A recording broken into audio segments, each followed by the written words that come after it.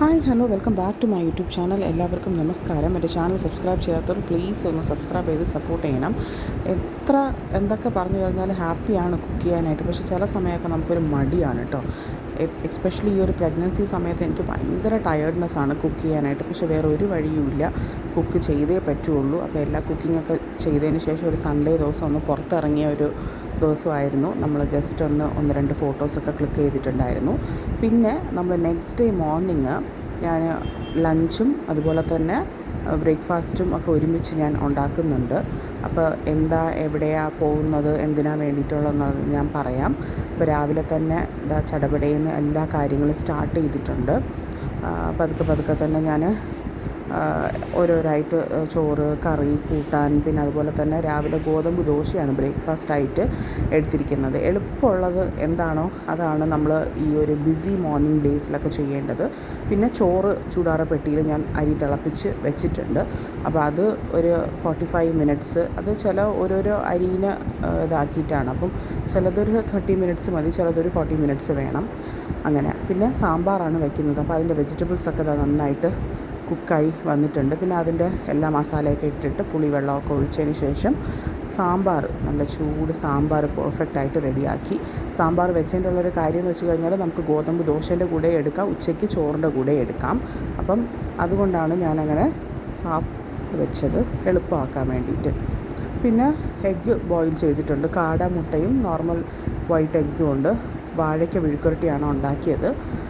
അങ്ങനെ സാമ്പാറും മല്ലിച്ചപ്പൊക്കെ ഇട്ടതിന് ശേഷം നന്നായിട്ട് ക്ലീനായി. ഇനി അടുത്തത് ക്ലീനിങ് ആണ് നമുക്ക് കേട്ടോ. ക്ലീനിങ് ആണ് ഭയങ്കര ഒരു വലിയ പ്രോസസ്സ്. അപ്പോൾ ഇടയ്ക്കിടയ്ക്ക് ഞാൻ ഈ കുക്കിങ്ങിൻ്റെ ഇടയിൽ കൂടെ തന്നെ ആ ഒരു ഡ്യൂട്ടിയും കൂടെ ചെയ്യുന്നുണ്ട്. അപ്പോൾ ഇടയ്ക്ക് ദോശ ചുടുന്നുണ്ട്, ഇടയ്ക്ക് ക്ലീനിങ് ചെയ്യുന്നുണ്ട്. എല്ലാം അങ്ങനെ പതുക്കെ എന്നെക്കൊണ്ട് പറ്റുന്നത് പോലെ മാക്സിമം ഞാൻ എല്ലാ കാര്യങ്ങളും ചെയ്യുന്നുണ്ട് കേട്ടോ. അത് ഞാൻ വിചാരിക്കുന്നത് ബ്രേക്ക്ഫാസ്റ്റും ലഞ്ചും ഒരേ ഇതിലായി കഴിഞ്ഞാൽ പിന്നെ എനിക്ക് കുറച്ചൊരു റെസ്റ്റ് ഉണ്ടല്ലോ എന്ന് വിചാരിച്ചിട്ടാണ്. പിന്നെ മോർണിംഗ് സിക്നസ്, വോമിറ്റിംഗ് അതൊന്നും ഒട്ടും ഇല്ലാത്തത് കൊണ്ടാണ് എനിക്ക് ആക്ച്വലി ഇതൊക്കെ ചെയ്യാൻ പറ്റുന്നത്. അപ്പോൾ അതൊക്കെ ഉള്ള ആൾക്കാരാണെങ്കിൽ അവർക്ക് കൊണ്ട് ഒട്ടും പറ്റത്തില്ല. പക്ഷേ എനിക്കതൊന്നും ഇല്ല. പക്ഷേ ഭയങ്കര ടയേർഡ്നെസ് ഒക്കെ അതൊക്കെ ഉണ്ട്. പക്ഷേ ചെയ്യേണ്ട കാര്യങ്ങൾ നമ്മൾ ചെയ്തല്ലേ പറ്റുള്ളൂ. അപ്പോൾ അതുകൊണ്ട് ഫോഴ്സ്ഫുള്ളി ഞാനിങ്ങനെ ചെയ്യുന്നതാണേ. അപ്പോൾ ഇത് പറയുമ്പോൾ തന്നെ എനിക്ക് ഭയങ്കര ഡിഫിക്കൾട്ടാണ്, ബ്രീതിങ് പ്രോബ്ലം ഒക്കെ വരും. സോ അങ്ങനെ ദോശ ചുട്ട് ഞാൻ വെക്കുന്നുണ്ട്. ആൾക്ക് ഇത്ര ദോശ എന്ന് വിചാരിച്ചിട്ട് അങ്ങനെ ചൂടോടെ ദോശ ചുട്ട് വെക്കുന്നുണ്ട്. സാമ്പാർ ഒന്ന് പാത്രത്തിലോട്ട് എടുത്ത് വെച്ചിട്ടുണ്ട്. പിന്നെ കുക്കറിലോട്ടും കുറച്ച് സാമ്പാറുണ്ട്. പിന്നെ അങ്ങനെ എല്ലാവർക്കും ബ്രേക്ക്ഫാസ്റ്റ് സെർവ് ചെയ്തിട്ടുണ്ടായിരുന്നു.